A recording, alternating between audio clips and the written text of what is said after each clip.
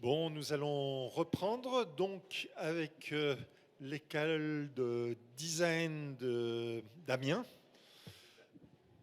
l'ESAD pour ne pas la nommer, euh, réputée comme étant une des meilleures écoles de design de France, aussi bien dans la partie éducation que dans la partie recherche. Et je suis très heureux d'avoir autour de moi 4 étudiants et chercheurs. Vu l'âge, c'est plutôt ça, hein, il me semblait bien. Et je vais vous laisser vous présenter parce que je crois que, étant donné que c'est une petite transformation du programme, on vous laisse le temps de dire qui vous êtes et ce que vous faites, et nous parlerons ensuite, comme pour tous les autres, de ce demain. Et je pense que c'est plus le vôtre que le nôtre. Donc ça vous concerne fortement.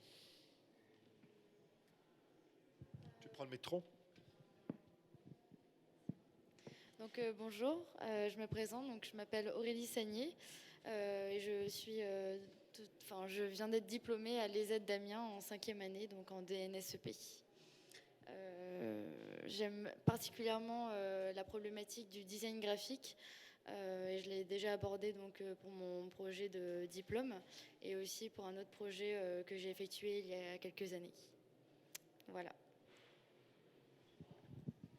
Merci, je m'appelle Adrien Comtesse, je suis donc un ancien étudiant de l'ESAD d'Amiens et je suis l'ESAD de près, je suis dans le projet Gestual Script de retranscription écrite et d'annotation de la langue des signes, et je poursuis un projet qui était mon projet de fin d'études à l'ESAD qui s'appelle Vocal Grammatics, qui est un projet d'écriture pour la transmission du beatbox. Voilà. Merci. Donc, bonjour, moi je m'appelle Juliette Radan, donc je suis fraîchement diplômée de l'ESAD Amiens. Et moi je m'intéresse beaucoup au questionnement du design graphique dans l'espace et aux relations avec le corps et la manière dont on peut utiliser le graphisme pour rendre les choses ludiques. Bonjour à tous, enfin bonsoir, je m'appelle Bruce Blini, pareil je suis fraîchement diplômé de l'ESAD d'Amiens avec ces belles jeunes femmes présentes avec moi ce soir, et je m'intéresse particulièrement là sur mon dernier projet à comment parler d'inclusion dans la communauté LGBT. D'accord. Je crois que si j'ai bien compris, mais on m'a briefé pendant que je parlais, donc je n'ai pas tout entendu, mais je crois que vous allez présenter là maintenant un tout petit peu vos projets. Qui veut commencer ? Ouais.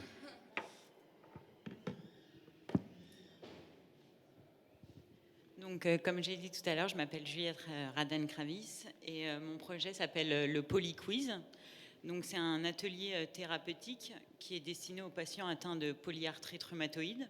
Donc, c'est une maladie qui est auto-immune, donc c'est le corps qui s'attaque lui-même.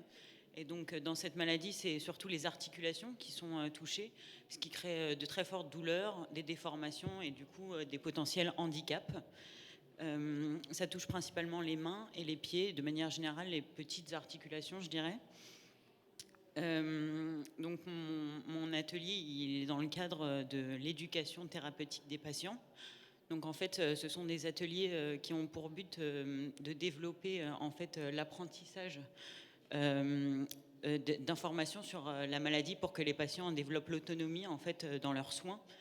Et en fin de compte qu'ils vivent mieux au quotidien avec leur maladie. Donc j'ai pu travailler avec le CHU d'Amiens-Picardie et surtout le service de rhumatologie, ce qui m'a permis de découvrir qu'en fait pour eux l'éducation thérapeutique des patients c'est surtout une journée qui en fait se déroule sur plusieurs ateliers, et du coup avec eux on a fait une refonte d'un des ateliers qui est en fait un atelier qui se présente sous la forme d'un jeu et qui permet de développer du coup l'échange et valider des acquis qui ont été appris dans les ateliers précédents dans la journée. Donc, il y a différentes problématiques pour moi qui étaient importantes dans ce projet. C'était premièrement de créer un atelier qui soit adapté à la polyarthrite et au potentiel handicap, aux problèmes de préhension des objets, aux problèmes de mouvement qui peuvent être présents chez les patients. Ensuite, c'était de rendre cet atelier ludique, parce que l'éducation thérapeutique des patients, c'est quelque chose qui fait un peu peur pour les patients, c'est quelque chose qui est un peu comme sacralisé, et l'idée c'était vraiment de rendre l'atelier vraiment un peu comme un jeu. C'est pour ça du coup que c'est un jeu, c'est pour un peu briser la glace assez rapidement, et aussi développer le partage et l'échange, car c'est des patients qui sont souvent en rupture sociale, puisqu'ils ont potentiellement arrêté de travailler à cause de leur pathologie. Et du coup, c'est très intéressant de développer l'échange et en fin de compte de créer une cohésion de groupe, de manière à en fait montrer qu'ils ne sont pas seuls face à cette maladie qui peut parfois isoler en fait. Donc mon atelier il prend effectivement la forme d'un jeu, comme je l'ai dit, pour briser la glace, mais c'est aussi un jeu coopératif pour justement développer l'échange dont je viens de parler. Et en plus de ça, c'est un jeu dont j'ai décidé qu'il prendrait une forme hybride. Donc, c'est-à-dire qu'il a à la fois une partie physique et à la fois une partie numérique. La partie numérique, elle permet de développer un certain côté ludique, et aussi d'utiliser du coup plusieurs moyens de médiation comme la vidéo, la photo, ce qui permet de faire beaucoup de choses en apprentissage. Et le côté physique, lui, il permet d'ancrer cet atelier dans la même pathologie que les patients, enfin dans la même réalité que les patients. Parce qu'en fait, la polyarthrite rhumatoïde, c'est une maladie qui touche beaucoup les mains. Et du coup, il y a un certain rapport avec la texture, tout ce qu'on ressent avec nos mains. Et c'était pour moi très important de redonner un côté positif à ce qu'ils peuvent fabriquer, à ce qu'ils peuvent faire en fait avec leurs mains. Donc ce jeu, c'est un jeu qui est à base de questions.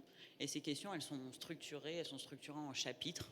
Et en fait, ça développe un peu le parcours de soins d'un patient. Donc on commence avec la découverte de la maladie, le diagnostic. On poursuit avec les différents traitements, la vie quotidienne en fait. Et on va finir par le futur et en fin de compte... par exemple, les tests à venir, en fait, qu'est-ce qui est possible de faire avec des nouveaux traitements et des choses comme ça. Donc ce jeu, pour être très précis, il est composé d'un plateau qui est composé de 5 polygones. Chacun des polygones représente un des différents chapitres. Et en son centre, du coup, il y a la tablette qui a pour rôle, en fait, d'être le maître du jeu. C'est elle qui va disperser les informations et permettre à chacun des joueurs de savoir à quel moment il doit jouer et quel est son rôle. Donc c'est un jeu au tour par tour, c'est-à-dire chacun des personnes va poser. Il y a une trentaine de pions, oui. On va peut-être pas trop rentrer non plus dans le détail. Ouais, juste si je peux relier avec la dernière discussion de Patricia Scarcella, nous disait que ce qui manquait dans les écoles de design italien, c'était cette dimension sociale. Je trouve que en France, dans différentes écoles, que ce soit Strasbourg, ENSAD, vous et quelques autres, quasiment chaque année, il y a 1 ou 2 ou 3 diplômes qui ont trait à ces questions plus médicales et qui ont trait à cet apport que peut donner le design à ces situations, disons, sanitaires et autres. Donc je pense que, et j'aimerais bien savoir, comme ça, puisqu'on est plus dans une discussion, comment vous êtes arrivé à ce thème. Le CHU d'Amiens-Picardie a contacté l'ESAD pour une partie de ce projet, et pour les diplômes, j'ai proposé au CHU une refonte de cet atelier parce que je trouvais que cet atelier il était plein de potentiel et qu'il n'était pas forcément... il pouvait être poussé beaucoup plus loin en fait. Moi, quand je suis rentrée dans le projet, c'était un jeu de loi fait sur une espèce un papier craft. Et je trouvais que ça méritait beaucoup plus. En fait, ça méritait un côté design objet. avec tout ce qui est appréhension des objets qui nécessitait beaucoup plus de travail que des pions. Donc la dimension ludique était déjà présente. C'est ça, il y avait déjà une volonté des médecins de créer un atelier qui soit ludique pour justement changer un peu des ateliers pédagogiques qu'on voit d'habitude qui sont souvent juste un A4 avec un médecin qui parle devant. Là, c'était vraiment l'idée de faire un atelier qui soit différent de ce qui était proposé d'habitude et avec du coup... moi, je leur ai proposé de créer un vrai atelier qui soit complet en fait avec tout ce qui est nécessaire. C'est le CHU qui est venu voir l'école d'Amiens. C'est ça. Et après, il y a une boucle. Après, il y a eu un retour ça. après sur le diplôme. Ça montre bien que il est important que ces thèmes soient déjà abordés bien sûr. Durant le cursus pour qu'ils émergent, parce qu'ils sont peut-être plus, qu'est-ce qu'on peut dire, plus froids. Je pense que c'est aussi... ou peut-être moins... Voilà. Non, mais je comprends, mais je pense que c'est aussi notre rôle en tant que designer de rendre le projet moins froid. C'est un des défis qui était nécessaire pour ce projet, c'est-à-dire que oui, l'atelier thérapeutique des patients, nommé comme ça fait pas rêver, mais je pense qu'on peut le rendre bien plus ludique, bien plus intéressant et bien plus fonctionnel pour les patients et utile en fin de compte, pour que ce soit vraiment un atelier qui a un sens et qui soit pas juste Non, je n'en doute pas, mais je crois que si on regarde l'ensemble des diplômes qui se passent en France, on voit bien qu'il y a des diplômes qui vont plutôt vers des axes artistiques, avec des sortes d'effets assez importants, d'autres qui vont, je dirais, vers des recherches très personnelles, et puis d'autres qui, en effet, touchent à des grandes problématiques, et c'est pas toujours les plus simples à faire. C'est ça que je voulais dire. Hein. Ça n'enlève pas du tout l'importance de la chose, mais c'est pas toujours les plus simples à mettre en œuvre. C'était sûr. Moi, ça me plaisait beaucoup d'avoir un projet qui ait une finalité et qui soit fait pour quelqu'un et des personnes avec qui je pouvais échanger et avoir un retour et reproposer d'autres solutions, et des solutions où je pouvais voir l'efficacité. Je veux dire directe en fait, si ça marche, s'ils arrivent à prendre les pions que j'ai créés, si ça marche directement et qu'il y a une vraie utilité. Je pense que pour moi c'était un élément qui était très important et que je voulais conserver et intégrer dans mon projet de diplôme, parce que pour moi le design c'est pour les gens et ça a un but précis et c'est pas... ça peut être artistique, mais c'est encore mieux si c'est utilisé pour les gens. Quoi. On est sur la même longueur d'onde, n'ayez crainte. Et je trouve au contraire important qu'on en parle et qu'on montre l'importance de ces thèmes-là et l'importance que le design traite de ces thèmes-là dès l'école, dès la formation, quoi. Même si c'est parfois plus... Voilà. C'est sûr que le design médical, Aurélie, elle en parlera après aussi, parce que son projet est le truc, mais le design médical, je pense que c'est quelque chose qui est un peu une partie...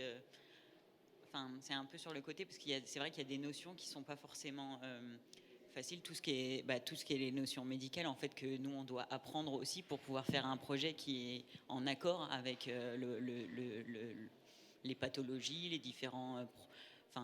solutions que les médecins apportent, et nous il faut qu'on sache, il faut en savoir assez pour pouvoir donner une réponse qui est une cohérence en fait. Et vous ne pensez pas que cette crise du corona montre à quel point ces infrastructures sont des infrastructures aujourd'hui fragiles, et que le design y a peut-être une place même un peu plus essentielle, un peu plus centrale? Et bien comment y arriver? Après, ça c'est... je sais que moi, par exemple, dans le médical, avec ce projet-là, il y a des gros soucis, par exemple, de financement. Moi, je travaille avec le service de rhumatologie, et plus particulièrement avec une association. Ils n'ont pas beaucoup de financement pour développer ce projet, alors que c'est des questions médicales qui sont... la santé, c'est pas une option dans la vie. Donc, c'est quand même des questionnements qui sont très importants, et ne pas avoir du budget pour développer des projets qui sont... vitaux pour certaines personnes. Je pense que ce serait intéressant peut-être de revoir le placement des financements. Aurélie, vous voulez décrire également un peu votre projet? Alors mon projet c'est pareil autour du care design. Donc c'est une notion que j'avais déjà abordée il y a quelques années. Et donc là j'ai mis en place en fait une application de stimulation cognitive pour les personnes atteintes de maladie d'Alzheimer. Donc là j'ai ciblé à un stade léger et modéré.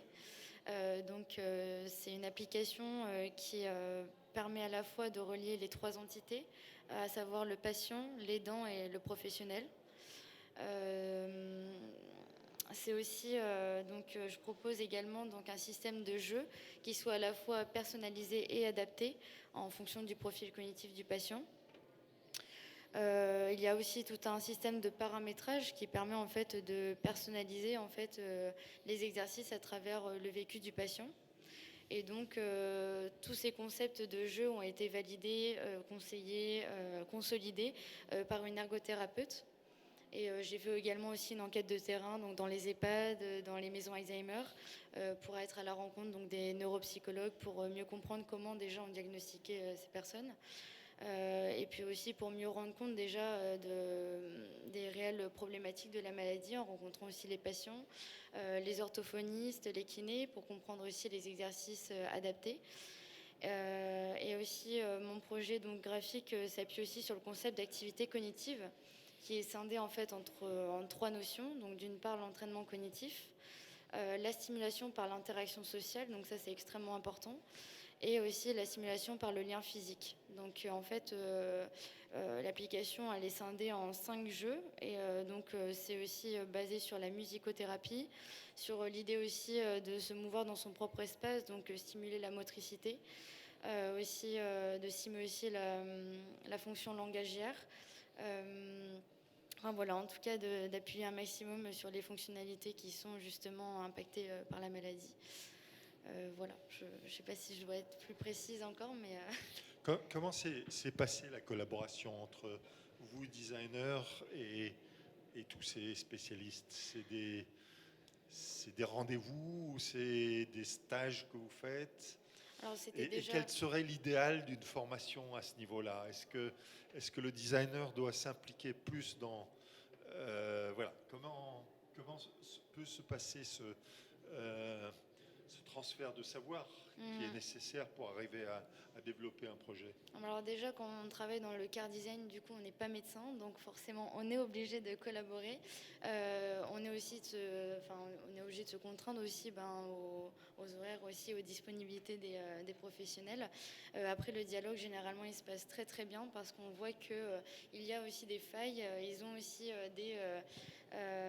des jeux qui existent déjà, mais qui ont leurs limites et qui ont aussi... les professionnels nous apportent énormément d'éléments que nous-mêmes... on n'avait pas pensé, mais eux, ils sont déjà sur le terrain, donc ils ont vraiment des très bonnes idées aussi à nous faire partager. Et puis nous aussi, on leur propose. Donc en tout cas, le dialogue, il est vraiment intéressant. C'est assez intense en fait comme relation. Donc après. Alors c'est vrai que je vais être un tout petit peu critique, mais beaucoup de ces diplômes que j'ai vus dans le domaine du chair, médical, aboutissent à des jeux. Et parfois, j'ai l'impression qu'on pourrait faire plus. D'accord. Est-ce qu'on peut... Vous parliez de la réorganisation de l'atelier déjà.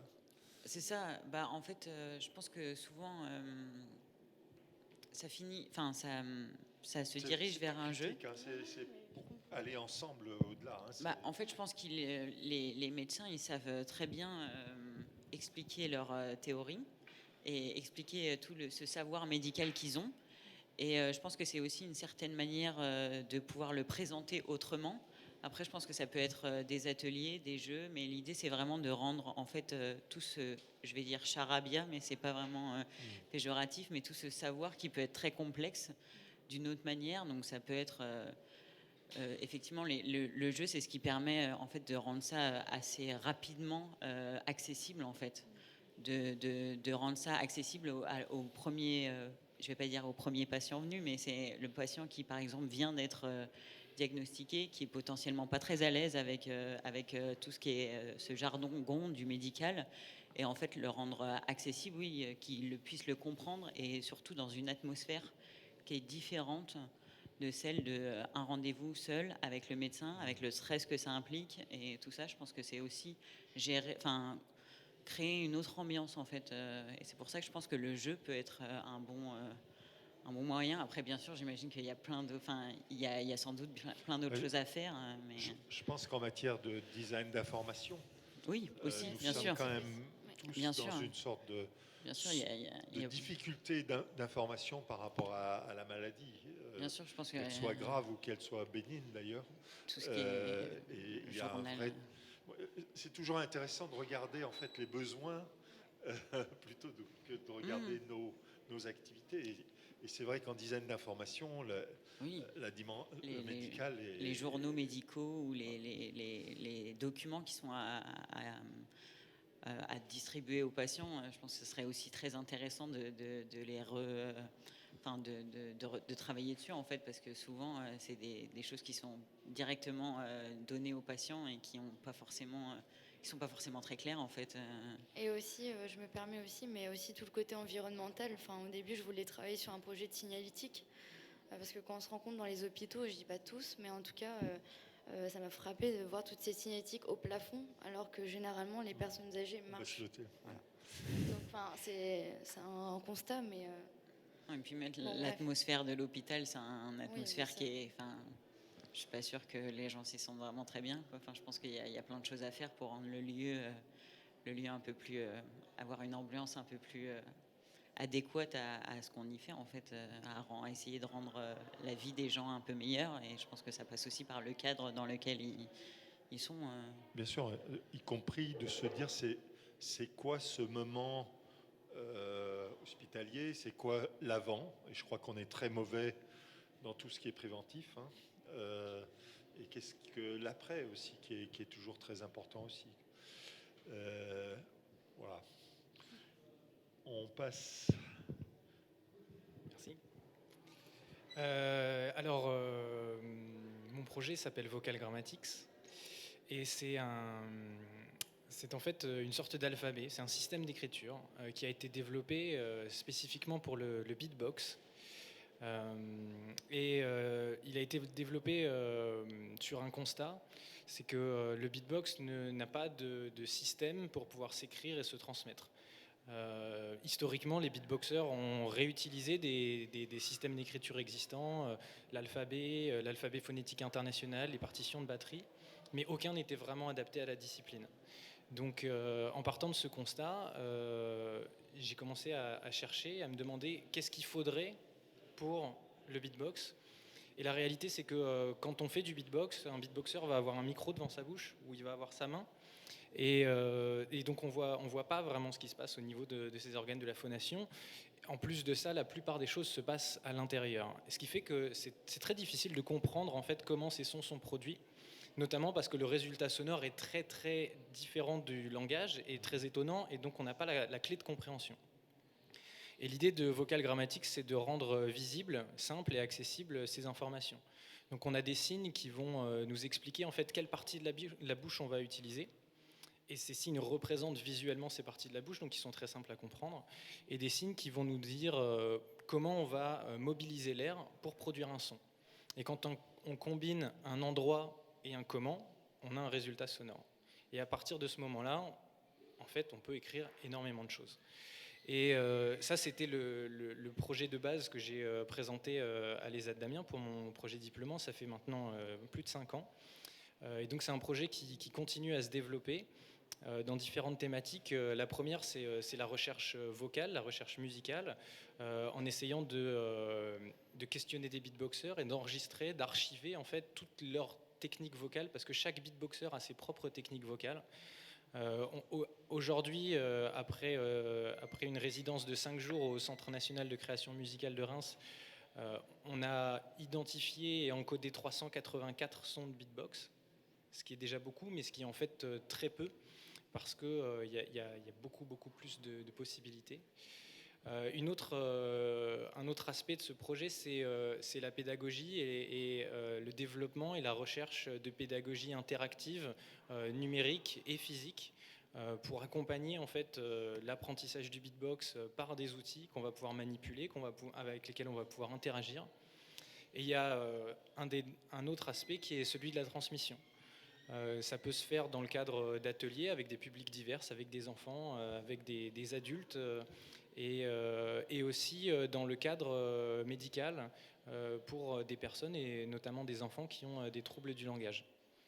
Et ça a un réel intérêt pour plusieurs raisons. La première, c'est que quand on fait de la rééducation de la parole, l'enfant est souvent mis dans une situation difficile. Il est en fait mis dans la situation où il peut être moqué à l'école. Si par exemple il zozote, les autres vont se moquer de lui. Quand il va aller dans une séance de rééducation, on va pointer cet endroit-là et on va forcer dessus. Et ça crée des situations assez difficiles à vivre. Et en plus de ça, les exercices sont assez rébarbatifs, assez difficiles et assez durs à vivre. Et en fait, quand on utilise le beatbox, moi je travaille avec des beatboxers professionnels. Il y a notamment une orthophoniste qui s'appelle Philippine Mignot, qui travaille beaucoup ses ateliers de rééducation avec le beatbox, qui a des résultats formidables. Quand on travaille le beatbox, on a un beatboxer qui arrive, qui fait de la musique avec sa bouche. Les enfants ont les yeux grands ouverts. Et d'un coup, on leur dit que eux aussi, ils vont apprendre à faire ça. Donc il y a un grand sourire. Et le projet d'écriture qu'on utilise, il a la capacité de simplifier l'apprentissage et aussi de conscientiser, parce qu'on va visualiser les organes et on va pouvoir se les représenter mentalement. Et puis en s'amusant, on va se mettre à faire du beatbox. Et en fait, les enfants, quand ils sortent du premier cours, ils retournent chez eux et ils s'entraînent le soir. On leur donne des kits pour qu'ils puissent créer leurs propres séquences. Ils s'entraînent tout seuls chez eux et en fait, ils deviennent très forts. Et en quelques mois, on arrive à débloquer des situations qu'on n'arrivait pas à débloquer en des années d'orthophonie. Et quelqu'un qui pouvait être un peu ridiculisé à l'école parce qu'il avait un problème du langage devient beatboxer, il retourne à la cour de récré et il met la pâtée à tout le monde. Et ça change tout. C'est sûr. Puisqu'on dit souvent que le design travaille sur la crédibilisation, c'est un bel exemple pour le faire. Moi, j'ai une question de curiosité, parce qu'on dit que les différentes langues ont finalement des symphonies différentes et permettent, quand on se pose la question du plurilinguisme, pourquoi les Français, par exemple, ont du mal avec d'autres langues, alors que d'autres langues... Est-ce que ce genre d'éléments qui ont trait finalement au vocal et pas à la phonétique et pas, disons, à l'écrit, pourraient être des éléments d'explication par rapport à ça ? Oui, en fait... aborder la production vocale par le bruit et plus par le langage, on se libère de certaines choses et on va pouvoir prendre possession de sa bouche d'une certaine façon. Après, il y a aussi un autre point, c'est que par exemple, quand on parle des Français, ils ont beaucoup de mal à dire le the en anglais, the, qui n'est pas un the et qui n'est pas un se. Et en fait, c'est tout simple, c'est parce que dans la langue française, on n'a pas cette position de bouche, qui est très simple. En fait, c'est la pointe de la langue qui va se retrouver sous les dents du haut. Et à ce moment-là, on fait passer un peu d'air entre les deux. Et en fait, avec un signe vocal grammatique, la langue, la dent, on fait passer de l'air. On peut en fait expliquer quelque chose qui reste un blocage quand on ne l'a pas visualisé, quand on ne l'a pas conscientisé, alors qu'en fait, c'est quelque chose de très très simple.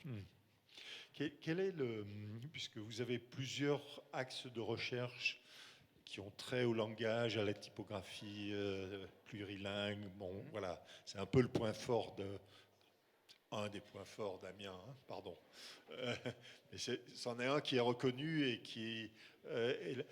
à quel point vous arrivez à travailler en synergie entre chercheurs et comment ces recherches arrivent à se renforcer à l'intérieur de l'école et peut-être avec d'autres réseaux. Je sais que vous êtes fortement en lien avec l'Angleterre, je crois. Voilà. En fait, c'est quand on est dans des projets comme celui-là ou comme d'autres qui sont portés par les ZAD autour de l'écriture de la gestualité, on est amené à énormément échanger avec des spécialistes dans des domaines très variés.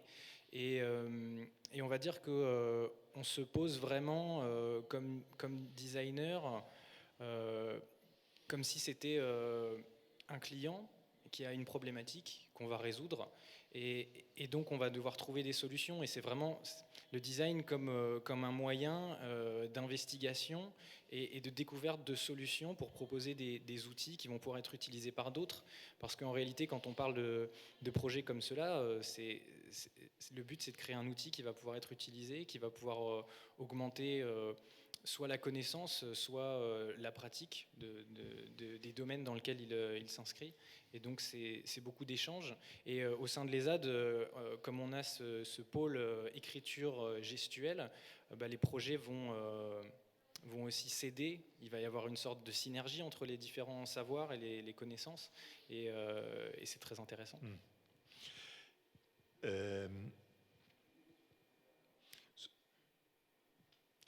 Je crois que vous exprimez tous ce besoin de venir tirer des informations dans des disciplines autres que la vôtre. À quel point on peut se dire cet aller-retour devrait être encore intensifié dans des processus. Alors c'est peut-être vraiment déjà le cas pour tout ce qui est linguistique.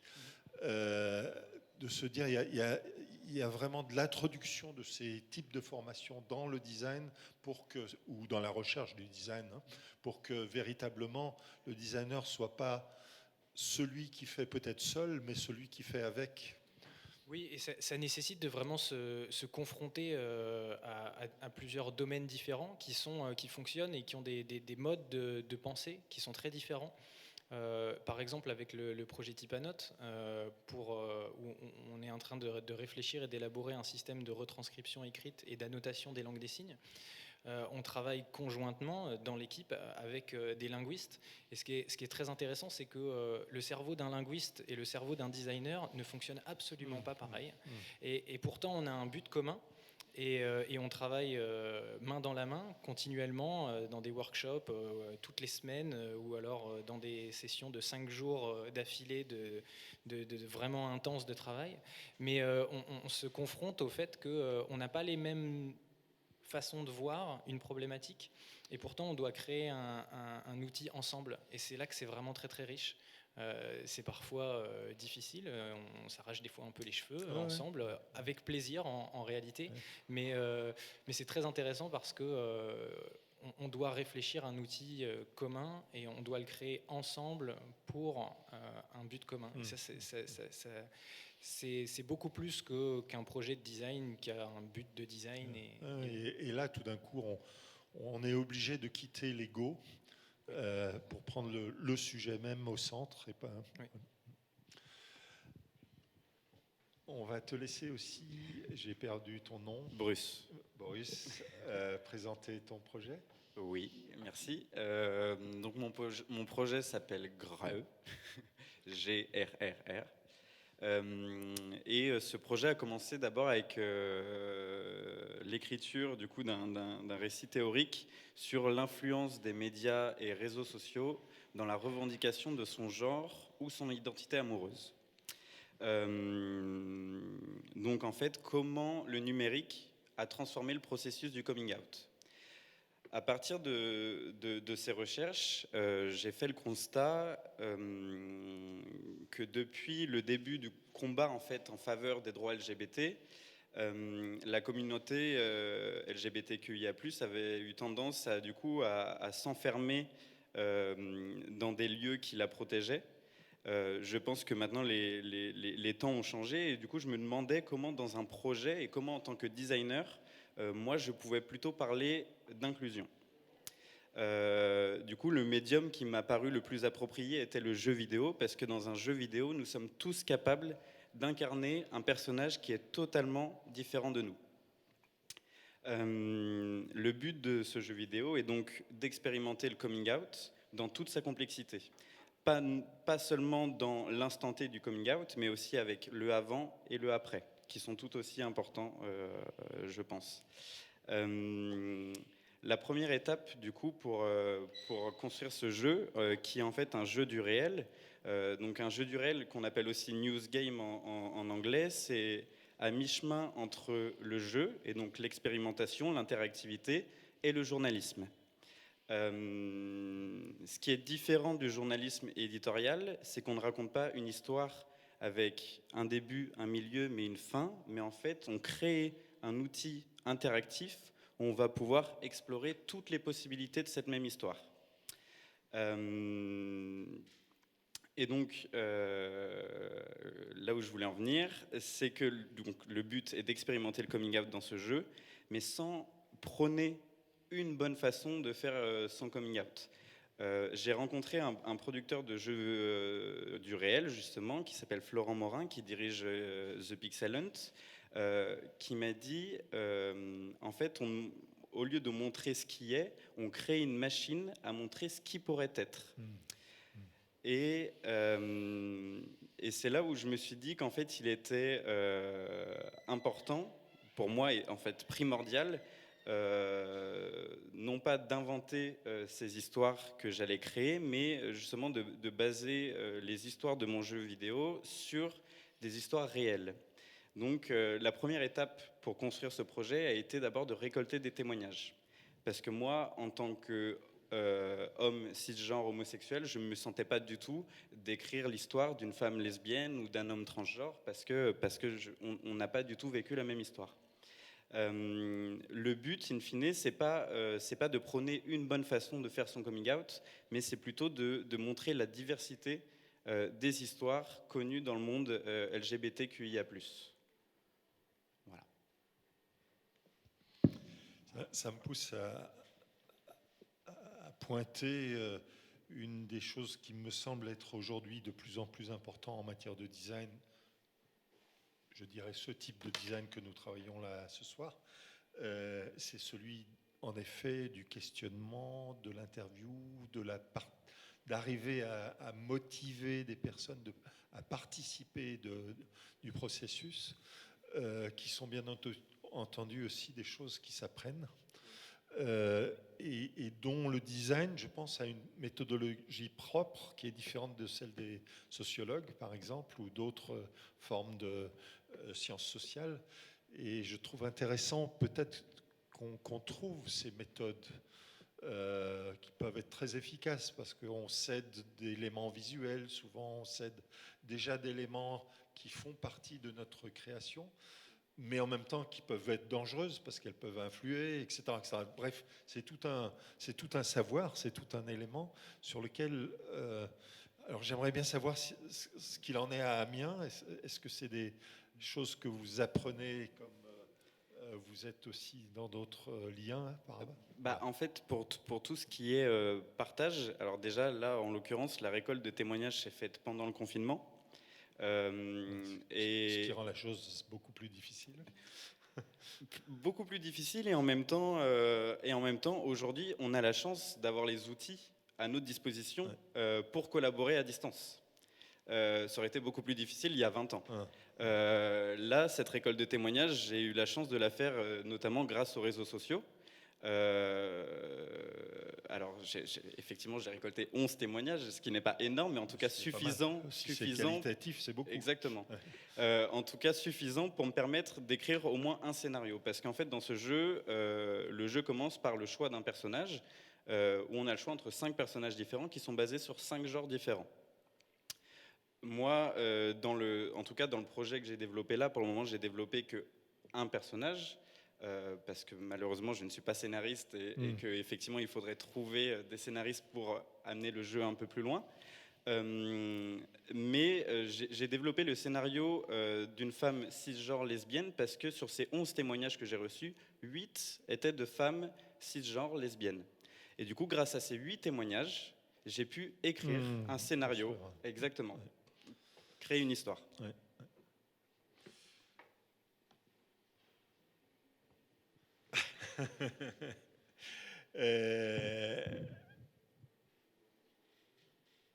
pensez que vos projets vont avoir une durabilité, vont dépasser je pense que dans ton cas, c'est indéniablement le cas, mais comment arriver à faire qu'un diplôme ne soit pas là que le temps du diplôme, mais qu'on arrive vraiment à l'intégrer? Est-ce que ça nécessite du temps complémentaire après le diplôme? Et comment faire ce passage justement entre cette phase de, je dirais quand même, de bilan que peut être un diplôme et cet exercice de générosité qui consiste à vraiment rentrer dans le projet d'une manière professionnelle et durable?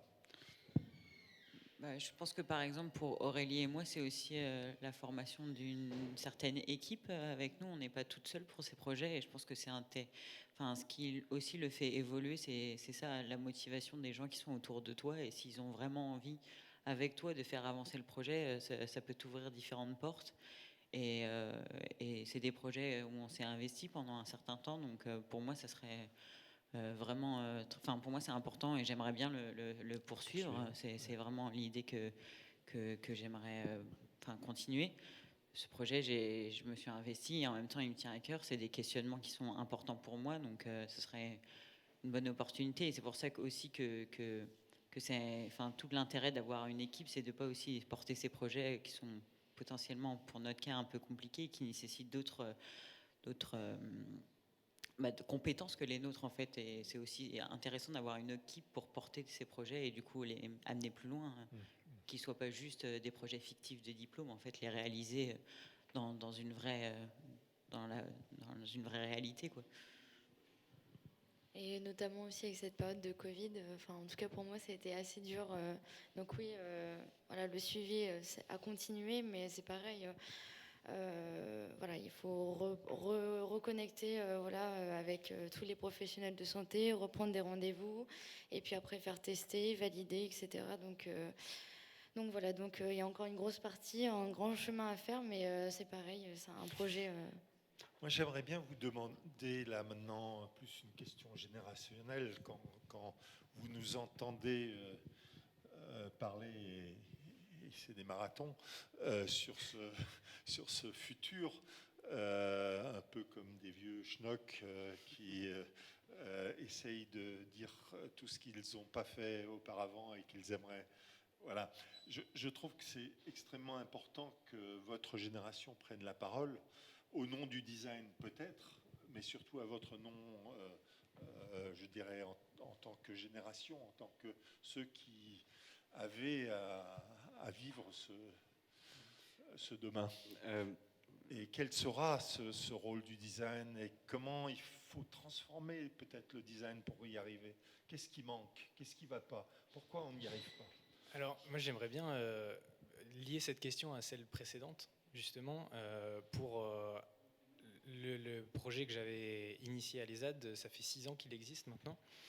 Donc, je peux parler avec un petit peu de retour d'expérience sur qu'est-ce que ça fait d'avoir un projet de diplôme dans lequel on croit absolument, et comment on fait cette transition. Et elle est vraiment pas facile. Parce que, en fait, quand on est dans un projet de diplôme, on est dans de la recherche et dans de l'application en même temps. Et en fait, quand on sort de l'école, on n'a plus ce terrain de jeu pour expérimenter ces problématiques. Et on va très vite se confronter à 2 réalités. Soit c'est vraiment un projet de recherche. À ce moment-là, il faut une structure de recherche qui va l'accueillir. Soit c'est un projet qui va vouloir être sur le terrain. Et ça veut dire qu'il faut se confronter à une réalité économique. Et pour le projet vocal grammatique, ça a été un peu un aller-retour entre les deux, en fonction des opportunités.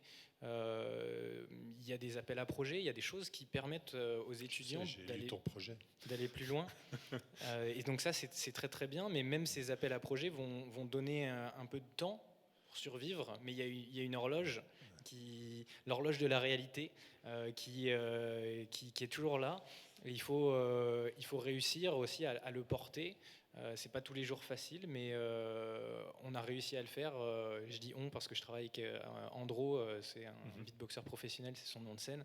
On a réussi à le porter à 2, et Et c'est aussi une aventure très très intéressante. Et pour parler du coup du futur, je pense que pour que le design et les bonnes idées et les intentions de nos étudiants et de nos futurs diplômés des écoles qui traitent des projets très très intéressants, je pense que pour que ça prenne sa place dans la réalité, c'est vraiment réfléchir cette transition entre soit un modèle économique, soit une unité de recherche, cette bonne idée, et que ce soit pas un tremplin pour sauter dans le vide en fait, et qu'il y ait quelque chose qui aille derrière.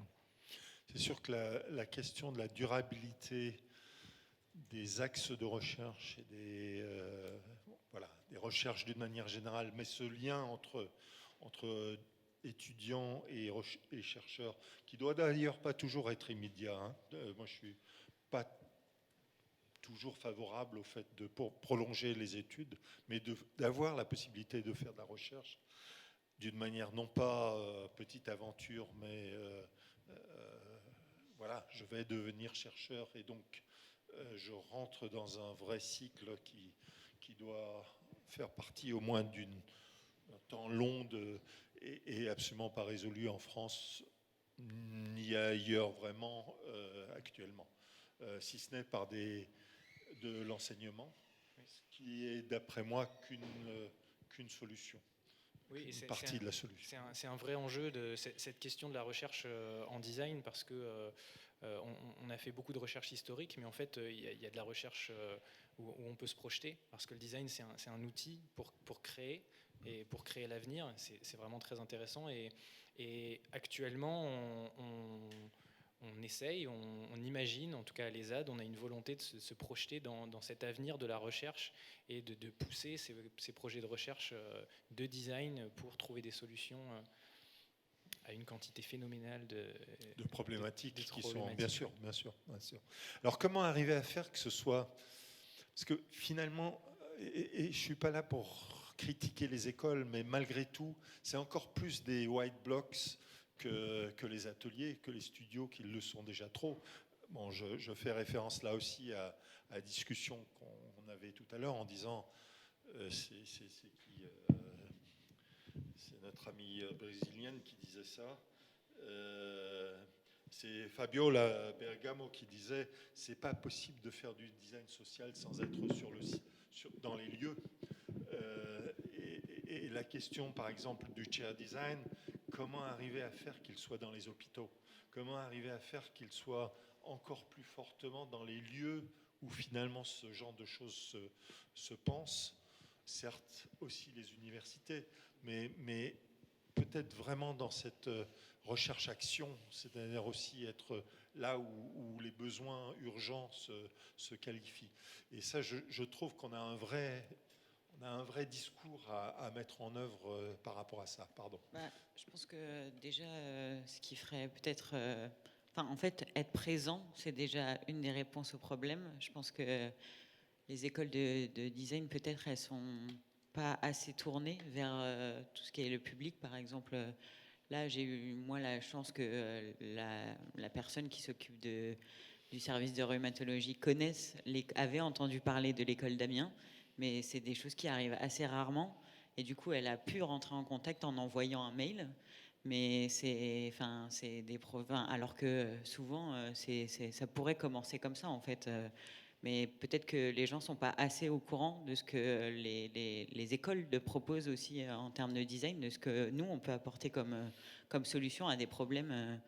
Donc peut-être juste être présent et montrer que les écoles sont là et qu'elles proposent des choses, en fait.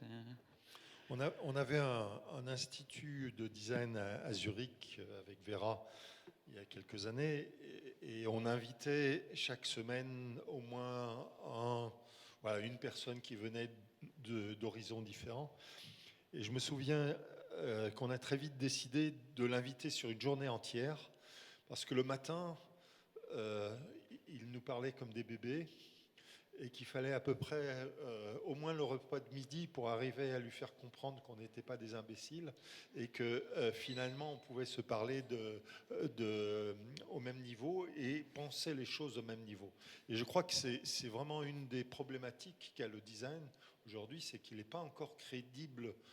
Ça s'est amélioré, hein, on vient de le lire, mais il reste encore pas suffisamment crédible pour, par exemple, dans le share design, rentrer dans les vrais problèmes, puisque on l'a vu par rapport au corona, la question de la machine qui permettait de respirer était à un moment plus importante finalement que d'autres choses. Donc on est au centre, mais on ne nous appelle pas vraiment quand il faut, quand c'est urgent.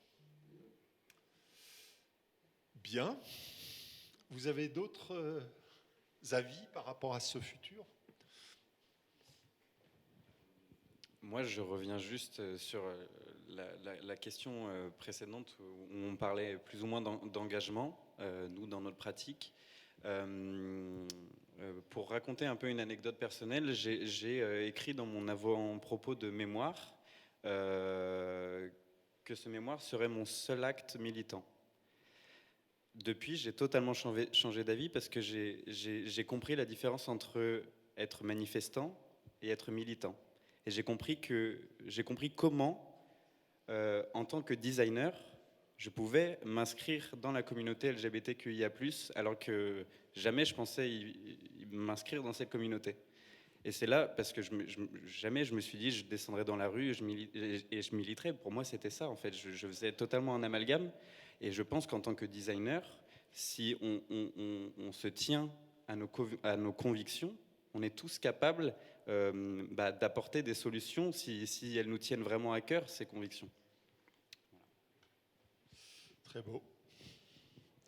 Je crois que bon, je partage des doutes aussi. Hein. Être enseignant, c'est pas toujours simple. Et moi, j'ai été il y a quelques années, il y a eu un congrès de designers quelque part, d'enseignants designers, et ça s'est focalisé sur la transmission du savoir. Et moi, j'étais très mal à l'aise parce que je pense que ce qu'on peut transmettre de mieux, c'est le doute. Et le fait que chaque cas est particulier, qu'il faut à chaque fois aller très très loin dans le questionnement et surtout pas dans le savoir. Et là, on rejoint un peu ce que Molinach disait quand il disait ça ne peut pas être une profession. Ça doit être une attitude. Et cette attitude, c'est justement celle qui dépasse cette approche professionnelle du savoir. Ouais. Mais ça reste très difficile à dire à l'autre, à dire au médecin, par exemple, que nous, on vient sans le savoir. Par contre, avec une capacité de poser peut-être des questions naïves, intelligentes, qui permettent de faire sortir la problématique mieux que si on vient avec des choses déjà structurées et définies. Merci de de ce dialogue. Merci. Merci.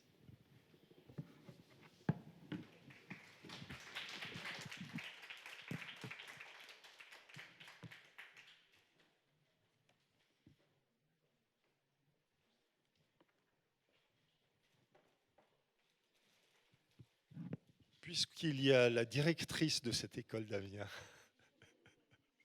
est-ce que tu accepterais de faire un dialogue aussi ?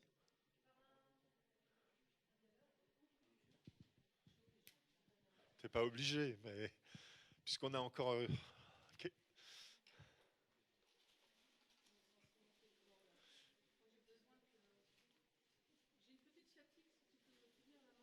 Oui.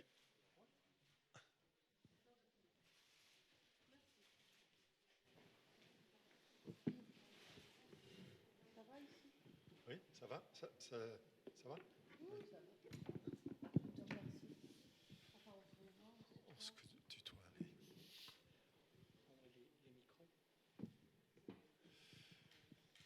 Est-ce que on peut commencer par... Est-ce que tu peux commencer par te présenter, puisque on t'a pas inscrit dans le papier et dans le programme. Ça se déclenche, oui, ça se déclenche tout seul. Tu es une des directrices d'écoles, de ces écoles d'art et de design qui se sont énormément transformées ces dernières décennies, et tu es certainement co-responsable Merci. de cette évolution. Donc, je suis Barbara Denet, je suis directrice de l'école d'art et de design d'Amiens. Je suis effectivement co-responsable avec mon équipe d'enseignants parce que j'ai eu la chance d'arriver à un moment donné de l'école où j'avais devant moi et pas derrière moi un certain nombre d'enseignants, enfin tous les enseignants qui avaient envie de reconstruire un projet pédagogique. Et, en plus, on s'est installé dans des nouveaux locaux. C'est donc toutes les conditions étaient réunies pour rebattre les cartes. Et j'ai un parcours d'architecte qui fait que je ne me suis pas trop posé les questions entre art et design, etc. etc. J'étais plutôt sur moi-même dans une posture de questions plutôt d'appréhension de problématiques complexes. Et j'avais fait un petit peu de recherche. Voilà. Donc je dirais que intuitivement et spontanément, c'est vrai que j'ai infléchi l'école à chaque fois que j'ai pu voir que dans l'équipe, il y avait des enseignants qui avaient une capacité à tendre vers le scientifique ou vers la complexité, en invitant par exemple Eva Cubini, Olivier Cornet, Patrick Dohan à enseigner, mais aussi d'autres en premier cycle. Je ne peux pas tous les nommer, je m'en excuse auprès d'eux. Et en fait, ça a donné une sorte de chose absolument étonnante. Ça a donné un premier palier de progression à l'école qui a été assez remarquable. Qu'on a voulu, on n'est pas des très bons communicants, mais à ce moment-là, on a voulu le communiquer avec un portfolio assez improbable qui tombait des mains de tout le monde. Donc, on avait réussi notre outil de communication, puisqu'en fait, on parlait de notre outil de communication. Et puis la recherche s'est mise en place grâce à un projet d'une étudiante diplômée qui est ici et qui s'appelle Claire Denet sur la langue des signes. Et ce projet, elle a fait comme tout le monde, elle avait son projet de diplôme là-dessus. C'est quelque chose qui a été très réussi. Et ce projet s'est tout d'un coup densifié. Et il s'est densifié d'abord par la volonté d'un enseignant qui a dit « Barbara, là, il y a un potentiel, il faut pousser le projet ». Et je crois ne pas trahir Claire si je dis qu'elle ne l'avait pas vu. C'est normal, elle n'était pas sur ce mode-là.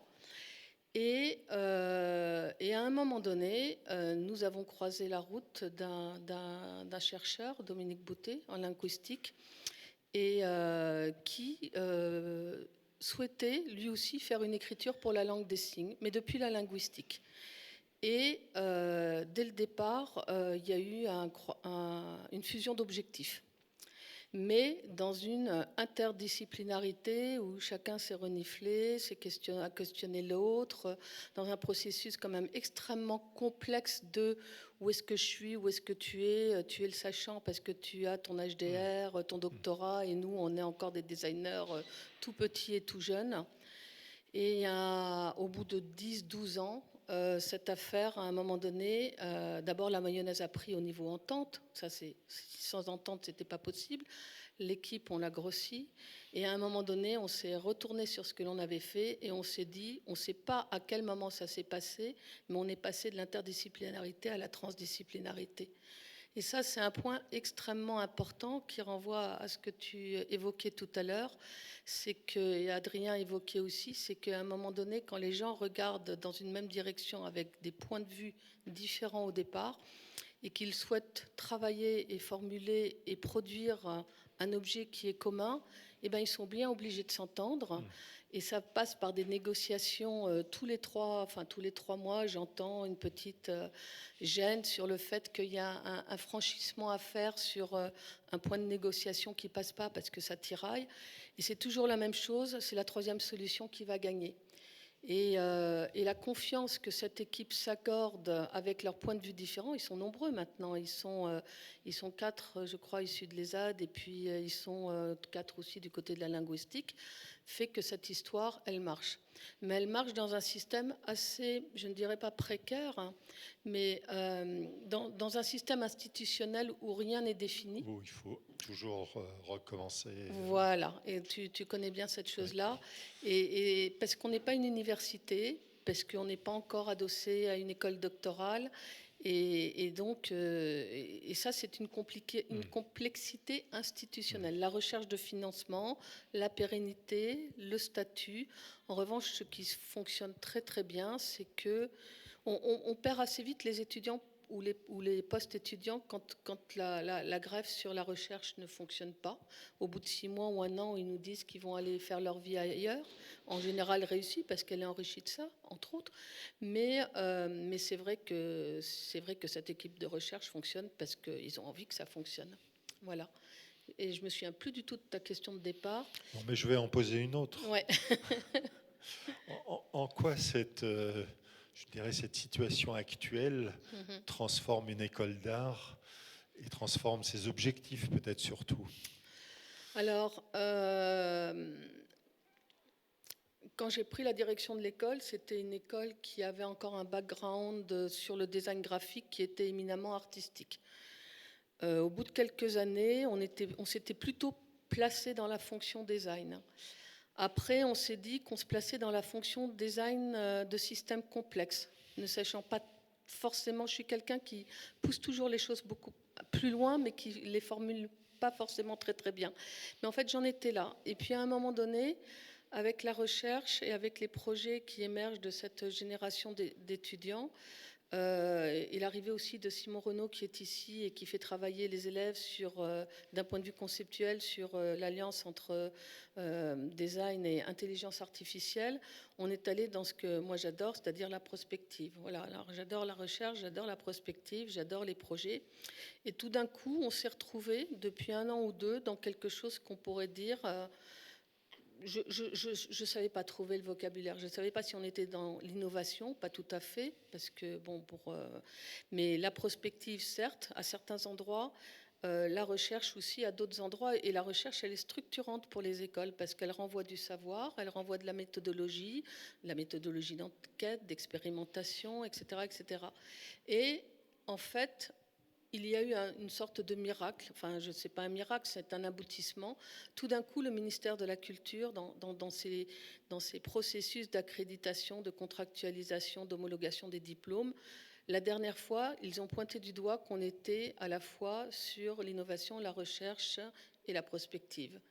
Et là, je me suis dit, c'est eux qui le disent, c'est-à-dire que globalement, il n'y a plus de complexe à le formuler, puisque ça se voit, et puisqu'en fait, on est effectivement à cet endroit-là, avec un ancrage artistique, parce qu'on ne devient pas des concepteurs ou des ingénieurs de cet ensemble de choses. Notre base, c'est la forme. On réfléchit à toutes ces choses-là à partir de la forme. Et on sait bien après combien c'est compliqué de dire est-ce que la forme est une pensée ou est-ce que c'est une pensée mise en forme.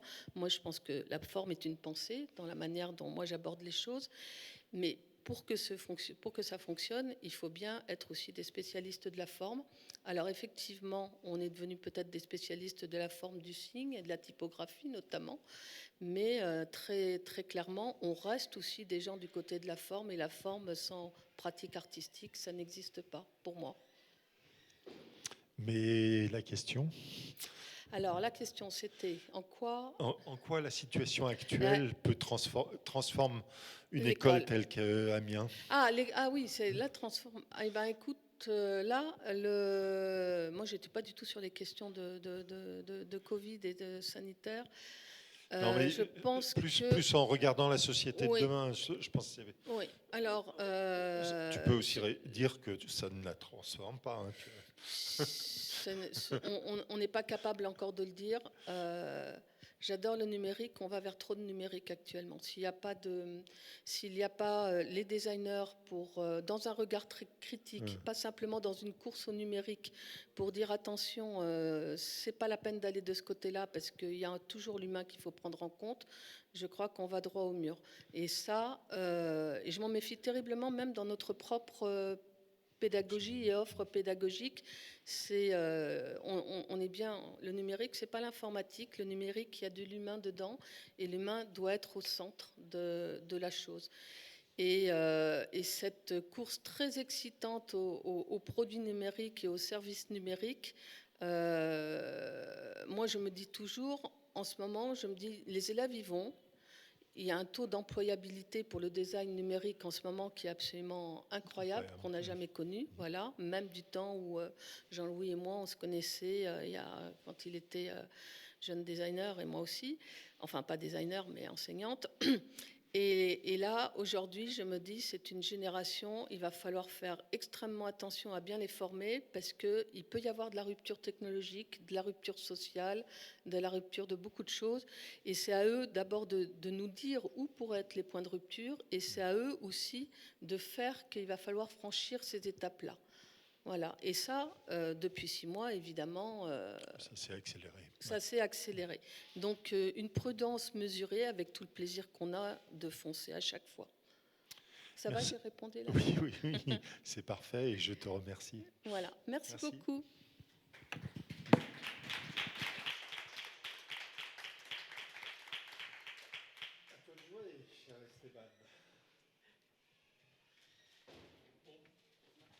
Oui. Bon, merci Rudy, merci à tous et à toutes. Et on va commencer donc à faire la transition et sur les prochains segments. On va un peu commencer à faire les tours du monde. Et il est presque minuit en France, en Europe. Alors on va aller vers les Amériques et on va passer dans un fragment et où on va commencer d'abord avec Amérique centrale, des designers, des créateurs d'Amérique centrale et d'Amérique du Nord. Et un peu plus tard, en fonction du décalage horaire, on va continuer avec l'Amérique du Sud et avec des artistes, designers et créateurs de la Colombie, et Pérou, Chili. Et donc, on va prendre 15 minutes de pause. Non, juste avant, j'aimerais bien te d'accord. présenter, cher Esteban Ça marche. González. Tu es philosophe, Ouais, doctorant ici à l'Université Paris 8. Paris 8, c'est ça. Ça.